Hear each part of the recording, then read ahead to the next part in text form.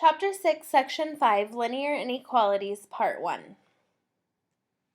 A linear inequality in two variables, such as y is greater than or equal to x minus 2, can be formed by replacing the equal symbol in a linear equation with an inequality symbol. So what I've done is I've taken the equal sign out, and I'm going to replace it with a greater than, a less than, greater than or equal to, or less than or equal to. Linear inequalities have an infinite number of solutions. These solutions can be represented in the coordinate plane as the set of all points on one side of a boundary line. There's a lot of little definitions. I'm going to show you a little illustration of these in the next slide. If you look, I have this linear inequality. It's y is greater than or equal to x minus 5. Some pieces that I would like to show you here. This red line is a boundary line. Everything above this line, all of the points in the yellow region are solutions, and then all of these points are not solutions. If you look at this inequality, it says y is greater than or equal to x minus 5. If y is greater than or equal to that line, x minus 5, you know that all of the points above the line where y is greater than that point are going to be your solutions. Solutions to linear inequalities. A solution of an inequality in two variables is an ordered pair that makes the inequality true. You can substitute the x and y values into the inequality and simplify. If the resulting inequality is true, the ordered pair is a solution. If the resulting inequality is false, the ordered pair is not a solution. So if you look at these ordered pairs, it says, is the ordered pair a solution of y is less than x plus 2? For A, I need to plug in negative 5 for x and 2 for y, which would be 2 is less than negative 5 plus 2. Well, negative 5 plus 2 is negative 3, so my resulting inequality when I plugged in negative 5, 2, would be 2 is less than negative 3. That is not a true inequality. That statement is not true, so this ordered pair is not a solution. When I plug in the ordered pair 4, 6, when I plug in 4 for x and 6 for y, I get 6 is less than 4 plus 2. Well, 4 plus 2 is 6, so my resulting inequality is 6 is less than 6. This again is not a true statement. 6 is not less than 6, so this inequality is not, or this ordered pair is not a solution to the linear inequality. If that symbol was not less than and it was less than or equal to, and my resulting inequality was 6 is less than or equal to 6, then that would have been a solution because 6 is equal to 6. But it's not or equal to, so this is not a solution here. Just FYI, these 2 points happen to not be solutions, but there will be an infinite number of ordered pairs that would work in this inequality. To graph a linear inequality, you're going to graph the boundary line, which is the line formed when you replace the inequality symbol with an equal sign. If the inequality symbol is less than or greater than, the line is going to be a dashed line.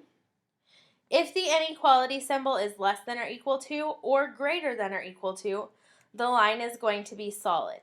If you think about when we were graphing just inequalities on a number line, if it was less than or equal to or greater than or equal to, I had a filled in dot at the number. And if it was greater than or less than, I had an open dot at the point where I needed to graph my inequality. So it follows the same idea, but now that I'm graphing a line, it has to be a dashed line. Instead of an open circle, I'm going to have a dashed line. And instead of a closed circle, I'm going to have a solid line. That's how I'm going to show the difference between less than and less than or equal to, and greater than and greater than or equal to. To determine which area to shade, you can plug in a point that is not on the line, and you can shade accordingly. What that means is if you plug in a point and it makes a true inequality statement, then you would want to shade where that point was. If you plug in a point and it is false for the inequality, you would want to shade on the other side of the line where the ordered pairs would be true. This first example says, what is the graph of y is less than x minus 1? The first thing I need to make sure that I see is that we're going to graph the line y equals x minus 1, but it's going to be a dashed line because my inequality is just less than. There's not an or equal to. So it's going to be a dashed line. This is in slope-intercept form. My y-intercept is -1, my slope is +1. So my line is going to be this line. I start at the y-intercept at -1 and I count the slope up 1 to the right 1, up 1 to the right 1, draw my dashed line. Now, the easiest ordered pair to check is always going to be 0, 0, unless the only time that you cannot check the point 0, 0 is if your line goes through the origin, or that point. So I'm going to go ahead and check and make sure, if you just look at this ordered pair, just take a moment here, and look at y is less than x minus 1. Think to yourself, which way would you shade that without trying a point, without doing anything? Which way would you shade? If y has to be less than x minus 1, would you shade below or above that line? And let's see if your prediction is true. When we plug in the point 0, 0, we get 0 is less than 0 minus 1. Well, 0 minus 1 is -1, so 0 is less than -1, which is not a true statement. So the point 0, 0 does not work. So we need to shade in the opposite direction or on the opposite side of the line. So I would shade below. That's probably, hopefully, what your prediction would have been. Because y is less than that line, we would want to shade below it where the y values are lower or are decreasing and getting smaller because y has to be less than. The next example says y is less than or equal to 3 over 5x. First thing I need to do is I need to graph the line y equals 3 over 5x. This time it's going to be a solid line because my inequality is less than or equal to. Because I'm not adding or subtracting anything to the x, my y-intercept is going to be at 0, and I'm going to count the slope 3 over 5, which would mean go up 3 and to the right 5, up 3 and to the right 5.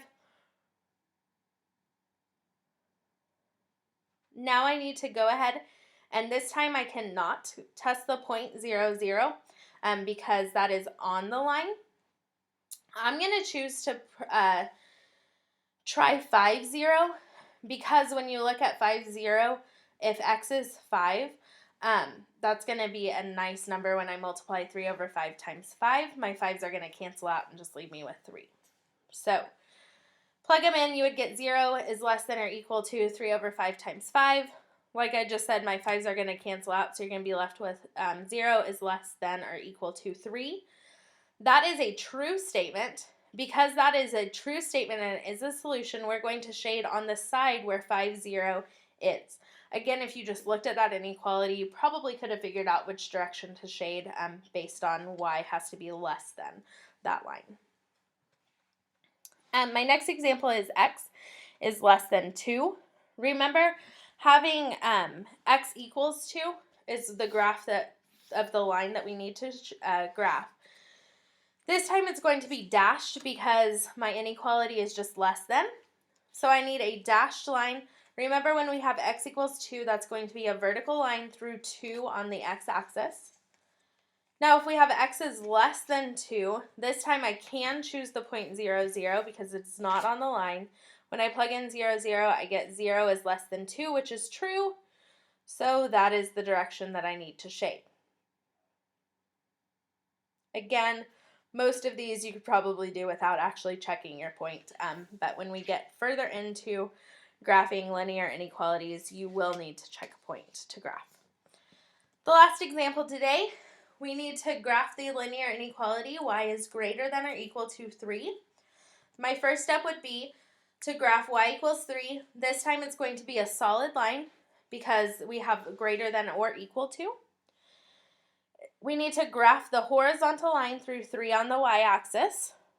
If y has to be greater than or equal to, I'm sure you know which direction you can shade. Let's go ahead and just try the point 0, 0. When I plug it in, I get 0 is greater than or equal to 3, which is not true. So you need to shade on the other side where 0, 0 is not, which would be above the line. Today's assignment is on page 418. It's numbers 1 through 25 all.